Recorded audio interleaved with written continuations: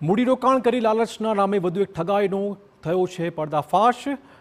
અવારનવાર ઠગબાજીના કિસ્સા સામે આવતા હોય છે, ત્યારે અમદાવાદના વાડજ પોલીસ મથકે એક ઠગબાજ સામે ફરિયાદ નોંધી લેવાઈ છે। આ ઠગબાજે ફિનકેપ 24 નામની કંપની બનાવી 4 જેટલા લોકો પાસેથી 24 લાખની ઠગાઈ કરી હોવાનો આરોપ છે। આ ઠગબાજનું નામ છે ડેનિસ મકવાણા, જેણે વોટ્સએપ મારફતે તેના સગા સંબંધી અને મિત્રોને ઇન્વેસ્ટમેન્ટ કરવાનું કહ્યું। તેમને ઓછા સમયમાં વધુ નફાની લાલચ આપીને રોકાણ કરાવડાવ્યું। રોકાણ બાદ 4 મહિના સુધી બરાબર લાભ પણ આપ્યો, જોકે પછી કોઈ રકમ ન અપાતા ફરિયાદીને છેતરપિંડી થયાની જાણ થઈ હતી।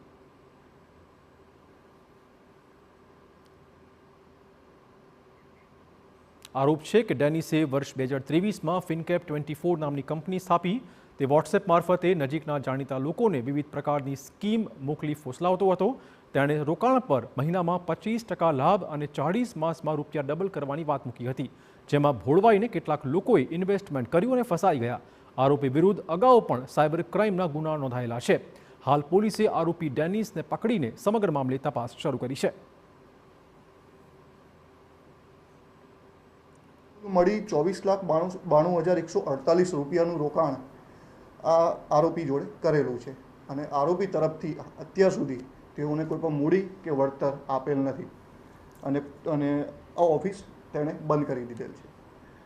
આ ઓફિસ બંધ કર્યા પછી ફરિયાદીને લાગતા કે મારી જોડે ફ્રોડ થયું છે, તેણે પોલીસને ફરિયાદ નોંધાવેલ છે। આ ફરિયાદ અમે 2 માર્ચે રજીસ્ટર કરી છે અને તાત્કાલિક આરોપીની ધરપકડ કરી છે। મારે રોકાણ છે 11,88,908 રૂપિયાની વ્હાઇટની એન્ટ્રી છે મારી બેંક થ્રુ, અને બીજા રોકડા તૂટક આપેલા છે એમને પૈસા 15 લાખ રૂપિયા બીજા, એટલે ટોટલ મારે રકમ થાય છે 24-25 લાખ રૂપિયા જેવી। એમાં ફિનકેપ 24માં અમે કંપનીનું રોકાણમાં પહેલાં સ્ટાર્ટિંગમાં 2 લાખ રૂપિયા રોક્યા હતા।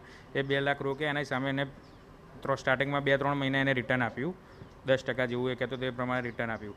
પછી ધીમે ધીમે કરીને બીજા નવી સ્કીમો હાલતો ગયો વોટ્સઅપમાં, એ રીતે એને નવા પૈસા અમે રોક્યા। એમ કરીને ટોટલ 15,80,000 રૂપિયા વ્હાઇટની એન્ટ્રી, એ એમ કરીને ટોટલ એનામાં નાખ્યા। 2-3 મહિના રિટર્ન આવ્યું, એના પછી આપવાનું બંધ કીધું। નવી સ્કીમો અમારા જોડે લાવતો હતો અને જે સ્ટાર્ટિંગમાં અમે 2 લાખ રૂપિયાનું રોકાણ કર્યું એની સામે અમને એક સર્ટિફિકેટ આપ્યું હતું ફિનકેપ 24 કરીને।